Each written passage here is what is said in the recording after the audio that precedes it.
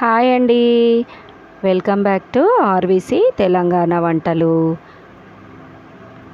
ఈరోజు నేనైతే యమ్మీ spicy aloo tikka process అయితే చూపిస్తున్నాను. సూపర్ స్నాక్స్ అనమాట. 4 బ్రెడ్ స్లైసెస్ అయితే తీసుకొని ఎడ్జెస్ తీసి మనం మిక్సీలో వేసుకొని ఈ విధంగా వీడియోలో చూపించినట్టు మనం బ్రెడ్ క్రమ్స్ అయితే రెడీ చేసుకొని పెట్టుకోవాలి ఫ్రెండ్స్. బయట దొరుకుతాయి కానీ మనం ఇంట్లో చేసుకుంటే బాగుంటుంది అనమాట. తర్వాత ఒక బౌల్ తీసుకొని ఒక 2 మీడియం సైజు పొటాటోస్ అయితే నేను బాయిల్డ్ చేసుకొని స్మాషర్తో స్మాష్ అనేది చేసుకుంటున్నాను. స్మాషర్తో చేయడం వలన లమ్స్ అనేవి ఆలుగడ్డ అక్కడక్కడ ముక్కలు ఉండకుండా మంచి పర్ఫెక్ట్గా వస్తాయి. తర్వాత అందులోకి ఒక కప్పు బేసను, 7 పచ్చిమిర్చీలు, ఒక ఆనియన్, ఒక స్పూన్ జీలకర్ర, హాఫ్ స్పూన్ పసుపు, హాఫ్ స్పూను కారము, హాఫ్ స్పూను ఉప్పు వేసుకొని ఒక స్పూను గరం మసాలా పౌడర్ అయితే వేసుకోవాలి. ఇది వేయడం వలన మన స్నాక్స్ ఘాటుగా బాగుంటాయి. అలాగే ఒక స్పూన్ ధనియాల పొడి, చిన్న నిమ్మకాయ చెక్కనైతే పిండుకుంటున్నాను. వాటర్ అనేది అస్సలు అవసరం పడదన్నమాట.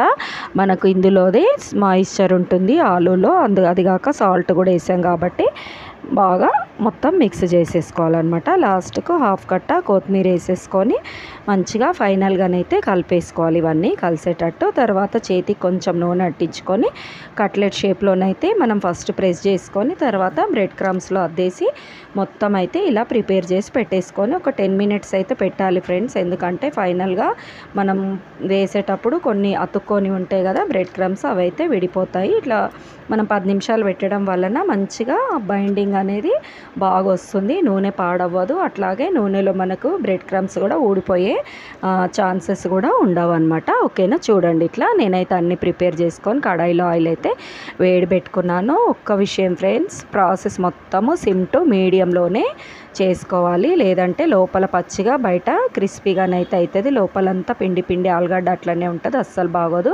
ప్లస్ ఆయిల్ కూడా నిండా వేసుకోవద్దు. మన టిక్కాస్కి ఇట్లా హాఫ్ మునగాలన్నమాట. వీడియోలో చూపిస్తున్నట్టు షాలో ఫ్రై అయితే చేసుకోవాలి. డీప్ ఫ్రై చేస్తే మొత్తము విడిపోతుంది అనమాట, అందులో విరిగిపోయి పడిపోతాయి. ఓకేనా ఫ్రెండ్స్, ఇదైతే అబ్జర్వ్ చేయండి ఒక్కసారి.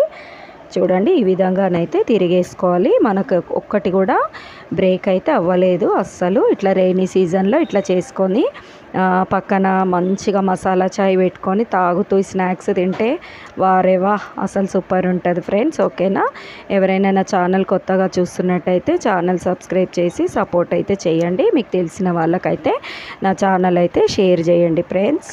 రెసిపీ మాత్రం తప్పకుండా ట్రై చేసి ఎలా వచ్చిందో నాకు కామెంట్ అయితే చేయండి. చూడండి నేను అన్ని ప్లేట్లోకి ఒక టిష్యూ పేపర్ వేసుకొని అన్ని ప్లేట్లోకి అయితే ట్రాన్స్ఫర్ చేసుకుంటున్నాను ఫ్రెండ్స్. గోల్డెన్ బ్రౌన్ కలర్ అయితే రావాలి, వీడియోలో చూస్తేనే మీకు అర్థమవుతుంది కదా. ప్లేట్లోకి అయితే తీసుకొని మనం టమాటా కచప్తోని సర్వ్ చేసుకుంటే వేడి yummy spicy aloo tikka rainy season snacks అయితే రెడీ.